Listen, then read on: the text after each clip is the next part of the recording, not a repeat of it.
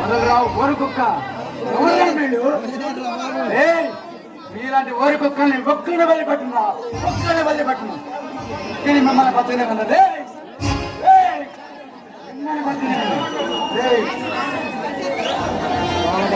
భయపడతాడేంది?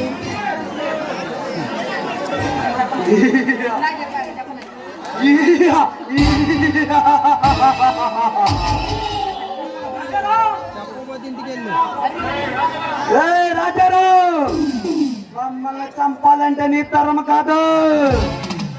ఇప్పుడు ఇక్కడ నీ పిల్లల్ని నీ కంటి ముందు ఇక్కడే నరుకుతా ఆపడానికి ఏ అంకమ్మ తల్లి వచ్చింది?